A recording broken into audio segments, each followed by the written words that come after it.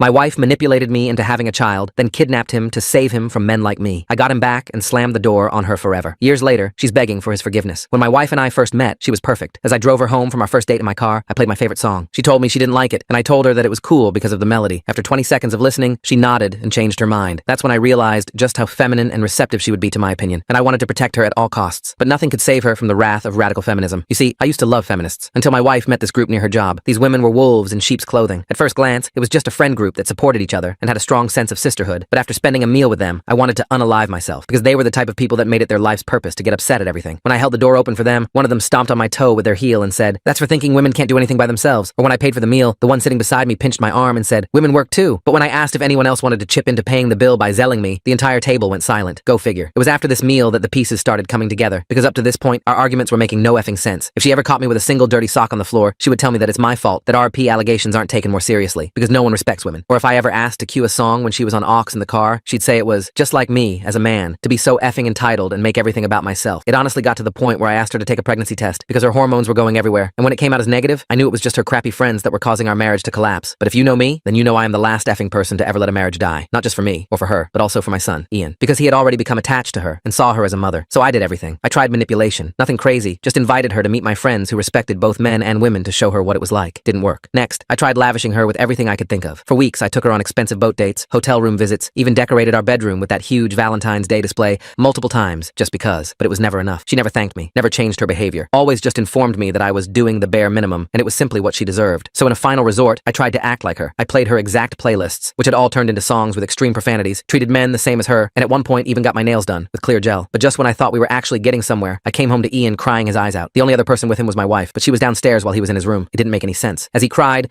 I held him and did the breathing exercises we always did together whenever he got overstimulated. When he finally calmed down, he took off all his clothes. What I saw next made me almost vomit. All over his tiny arms, legs, and chest were injuries, one that could have only been done by an adult. I didn't say anything, just reclothed him and drove him to my sister's place for the night. When I got back, I screamed at my wife for the first time ever. "Was that you?" She looked at me and rolled her eyes. "Oh, here we go. Man screams at woman because of his fragile ego. Did you lay a single hand on Ian?" She looked shocked that I had spoken back. "You should be thanking me. I'm making sure he doesn't turn out to be a shitty man like the rest of this population." I stopped listening after that. If she wasn't a woman, I would have wailed on her until red splattered against the walls. Instead, I took a deep breath. "We're effing done," I said, before walking out and driving to my sister's place. I figured that after the divorce process ended, I'd never have to deal with her again. But I was wrong. Because a few weeks later, her and her feminist circle broke into my sister's home while I was at work. I called the police as soon as the home security detected movement, but they were too late. Ian was gone. My hands shook as I gripped the steering wheel, racing back to my sister's house. The police were already there, their cruisers parked haphazardly in the driveway. An officer approached me as I stumbled out of my car. I explained everything as calmly as I could manage. How my ex-wife had hurt Ian. How I'd taken him to my sister's for safety. How the security cameras had caught movement before they disappeared. The officer took notes, his face growing more serious with each detail. Inside, my sister was a wreck. She kept apologizing, saying she'd only stepped out for groceries. The back door had been jimmied open, the lock completely destroyed. Ian's few belongings were scattered across the guest room floor. The detective assigned to the case asked me detailed questions about my ex-wife's recent behavior. I told him about her feminist friends, about the escalating hostility, about finding Ian covered in injuries. He nodded, writing everything down. They put out an Amber Alert immediately. Ian's school photo flashed across every phone in the state. 5 years old, brown hair, hazel eyes, last seen wearing his favorite dinosaur shirt. My chest tightened, seeing his smiling face on the screen. I spent the next hours at the police station, providing every detail I could think of. Names of her friends, places they frequented, her work address, family members she might contact. The detective assured me they were doing everything possible. When I finally left the station, exhaustion hit me like a truck, but I couldn't rest. I drove to my ex-wife's workplace, hoping someone might know something. The receptionist recognized me, and her face immediately hardened. She told me my ex-wife had taken sudden leave 2 days ago. No explanation, just said she had personal matters to attend to. When I asked about her friends, the receptionist's expression grew even colder. She said those women often came by during lunch breaks. I tried calling my ex-wife's phone, straight to voicemail. Her parents hadn't heard from her in weeks. Her sister hung up on me the moment she heard my voice. Every lead felt like a dead end. Back at my sister's house, I sat in Ian's temporary room, staring at his scattered toys. The breathing exercises we'd practiced together echoed in my mind. He'd need those now more than ever. My phone buzzed. The detective. They'd tracked her car to an ATM withdrawal 3 towns over, but the trail went cold after that. Security footage showed her alone, wearing sunglasses and a baseball cap. No sign of Ian or her friends. I couldn't just sit and wait. I opened social media, searching through her friends' profiles. Most were locked down tight, but one had recently posted photos from what looked like a cabin retreat. Mountains in the background. A distinctive red barn visible in one shot. I screenshot everything and sent it to the detective. He said they'd look into it, but warned me not to take matters into my own hands. The last thing Ian needed was for me to get arrested trying to find him. Sleep was impossible that night. Every time I closed my eyes, I saw Ian's injuries. Heard him crying alone in that room while she sat downstairs, probably texting her toxic friends about teaching him not to grow up entitled. The next morning brought frustration. The detective called to say they'd identified the cabin from the photos, but it was empty when they arrived. Fresh tire tracks suggested someone had left recently. They were checking traffic cameras in the area. I decided to visit some places my ex-wife used to frequent. The organic grocery store where she'd first met those women. The yoga studio they attended together. The coffee shop where they held their weekend meetups. At the coffee shop,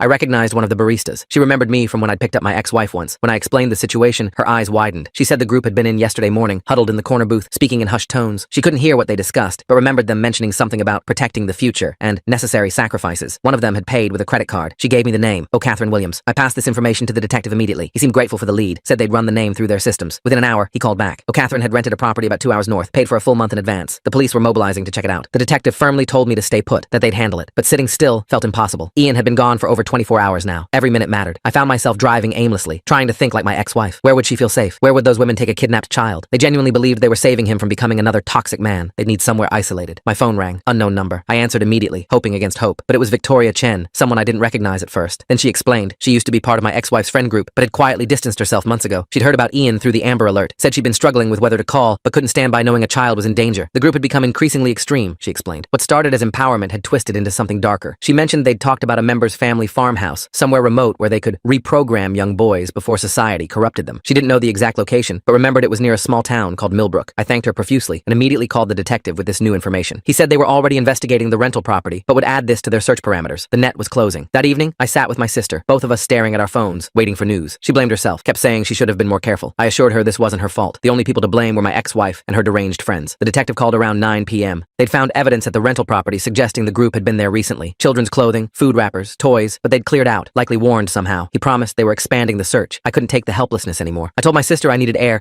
and drove toward Millbrook. I wasn't planning to interfere with the investigation, just needed to be closer to where Ian might be. The 2-hour drive gave me too much time to think. What were they telling him? Were they punishing him for crying? For asking for me? The breathing exercises we'd practiced were supposed to help him calm down, not survive a kidnapping. My hands gripped the wheel tighter. Millbrook was tiny, the kind of place with one main street and a handful of farms scattered around the outskirts. I stopped at the gas station, showed the attendant photos of my ex-wife and Ian. He hadn't seen them, but suggested I check with the diner owner. The diner was closed, but I spotted an older woman locking up. When I explained my situation, showing her the Amber Alert on my phone, her expression softened. She said a group of women had come in that morning, ordering food to go. One had a young boy with her. My heart raced. I asked for details. She remembered the boy seemed quiet, subdued. The women paid cash, didn't stay long. One mentioned they were staying at the old Hendricks place, but she didn't know where that was. Suggested I ask at the police station. I called the detective immediately with this information. He thanked me, but firmly instructed me to return home. They would handle it from here. I agreed, but instead found myself driving the back roads around Millbrook, looking for old farmhouses. Then I saw it, a glimpse of red barn through the trees, just like in the social media photo. My pulse quickened. I pulled over, trying to think rationally. The smart move was to call the police, give them the location, let them handle it. But as I reached for my phone, I saw movement near the barn, a small figure in a dinosaur shirt, being led by a woman toward the main house. Ian, my son, was right there, maybe 300 yards away. I called the detective, gave him the exact location, GPS coordinates and everything. He said units were 20 minutes out, told me to stay in my car, to not approach under any circumstances. I agreed, even as every instinct screamed at me to run to my son. 15 minutes passed like hours. I watched the farmhouse, saw lights moving inside, counted 4 cars parked outside. They were all there, the whole toxic group. Just as I was about to lose my mind waiting, I heard sirens in the distance. The response was swift and professional. Police cars surrounded the property. Officers approached with a warrant. I stayed by my car as instructed, watching everything unfold. Then I heard shouting, saw figures scattering from the back of the house. One officer emerged from the front door. Even from a distance, I could see he was carrying something. Someone. A small figure in a dinosaur shirt. I ran forward, unable to stop myself. The officer saw me coming, recognized me from the station. Ian was in my arms before I even realized I'd covered the distance. He clung to me, silent at first, then breaking into sobs. I held him tight, doing our breathing exercises together, just like we'd practiced. The detective appeared, said they'd arrested all 5 women, including my ex-wife. They'd found evidence of their plans, notebooks full of their twisted ideology about saving young boys from masculine toxicity. The prosecutor would have plenty to work with. I drove Ian to the hospital first. He needed to be examined, both for the old injuries and any new ones. As we sat in the emergency room, he wouldn't let go of my hand. The nurses were gentle, speaking in soft voices as they checked him over. When they asked him questions, he just buried his face in my shoulder. The doctor confirmed what I already knew. The injuries were consistent with physical abuse. She documented everything carefully, took photographs for evidence. Ian whimpered during the examination, and I had to step out twice to keep from losing it completely. My phone wouldn't stop buzzing. Friends, family, co-workers who'd seen the Amber Alert resolution on the news. I ignored them all. The only thing that mattered was Ian. The detective met us at the hospital. He explained that my ex-wife was being held without bail, given the kidnapping charges and evidence of abuse. Her friends were facing various charges too. But then he dropped the bomb. My ex-wife was already working with a lawyer, claiming I'd been the abusive one. She was spinning a story about how she'd rescued Ian from me, how the injuries were from my hands, not hers, how she'd taken him to protect him. The detective assured me the evidence was on my side, but I could see the concern in his eyes. That night, Ian slept in my bed. Every time I tried to move, even just to use the bathroom, he'd wake up crying. The social worker who visited the next morning said it was normal trauma response. She gave me pamphlets about child therapy, support groups, recovery timelines. My sister came over to help. She cooked meals I couldn't eat, cleaned things that didn't need cleaning. We both needed to stay busy. Ian wouldn't leave my side, following me from room to room like a shadow. Then the first blow came, a knock at the door, a process server with papers. My ex-wife was filing for emergency custody, claiming I was the danger. Her lawyer had crafted a narrative where she was the protective mother who'd tried to save Ian from an abusive father. I called my lawyer immediately. He said not to panic, that the evidence was clear. But when I hung up, my hands were shaking. She was really going to try to flip this whole thing around. The next few days blurred together. Lawyer meetings, therapy appointments for Ian, police interviews. Ian had started talking a little, but only to me. He told me things that made my blood boil. How they'd made him sit in a corner if he asked for me. How they'd told him I didn't didn't want him anymore, how they'd tried to teach him that all men were bad, even him. My ex-wife's lawyer was good, too good. He started filing motions, requesting delays, demanding access to evidence. He painted her as a concerned mother who'd made a desperate decision to protect a child. The feminist group became concerned friends who'd helped her escape an abusive situation. Then came the restraining order. She claimed I'd threatened her during our last argument before the separation, said she feared for her safety. The judge granted a temporary order, which meant I couldn't go near her, couldn't contact her, couldn't even respond to her lies directly. My lawyer said it was a common tactic, make me look aggressive, unstable, build a case that I was the real danger to Ian. The fact that I'd driven to Millbrook against police orders didn't help. They were painting it as reckless behavior, proof I couldn't be trusted. Ian's therapist became our lifeline. She was documenting everything, building a clear picture of what he'd endured. But therapy was slow. Ian would draw pictures instead of talking. Dark scribbles, figures with angry faces, a small boy separated from a larger figure by black lines. The custody hearing was set for 3 weeks out. My lawyer warned me it would be brutal. Her side would attack my character, my parenting, everything. They'd try to explain away Ian's injuries, maybe even suggest I'd caused them after taking him from the farmhouse. I started documenting everything obsessively, every nightmare Ian had, every time he flinched at sudden movements, every therapy session. My phone became a constant recording device, capturing his moments of progress and setbacks. My ex-wife's narrative was gaining traction in certain circles. Some of her feminist friends who hadn't been arrested started a social media campaign. They posted old photos of her and Ian looking happy, wrote long posts about domestic violence, shared statistics about fathers who got custody over protective mothers. I couldn't respond. My lawyer had forbidden any social media activity, so I watched helplessly as they built their false narrative, comment by comment, share by share. Some people who knew us started questioning what really happened. Even some of my coworkers grew distant. They'd heard the stories, seen the posts. When I returned to work part-time, conversations stopped when I entered rooms. My boss suggested maybe I should take more time off, focus on the legal situation. Ian started having severe separation anxiety. The daycare wouldn't take him back. He'd panic if I tried to leave. My sister watched him while I worked, but he'd call me crying, begging me to come back. The therapist said it was normal, but it was unaliving me. Then Victoria Chen called again. She'd been watching the social media campaign with growing disgust. She offered to help, to testify about what the group had really been planning. She had text messages, recorded conversations from when she was still in the inner circle. We met at a park while Ian played on the swings, never letting me out of his sight. Victoria showed me everything. Messages about deprogramming young boys, discussions about taking children from toxic masculine influences, plans they'd made months before Ian was taken. The messages were damning. They showed clear premeditation, discussed strategies for making fathers look abusive, shared articles about custody battles where mothers had successfully painted fathers as dangers. My ex-wife was active in all of them. My lawyer was ecstatic when I shared the evidence, but he warned me Victoria might face backlash for coming forward. Sure enough, within days, the social media campaign turned on her. They called her a traitor, claimed she was lying for attention, suggested I'd paid her off. Victoria stood firm. She'd left the group because she'd seen what they were becoming. What started as support for women's rights had morphed into something toxic, destructive. She couldn't stand by while they destroyed families. The restraining order hearing came first. My ex-wife showed up looking fragile, victimized. She'd lost weight, styled herself to look vulnerable. Her lawyer painted me as controlling, aggressive, the type of man who couldn't handle a strong woman standing up to him. But then my lawyer presented the security footage from my sister's house. Clear as day, my ex-wife and her friends breaking in. The judge's expression shifted. The temporary order was lifted, though my ex-wife's lawyer managed to get a mutual no-contact order instead. Small victory, but the custody battle loomed. Ian was making progress in therapy, starting to talk about what happened. The therapist was preparing a report for court,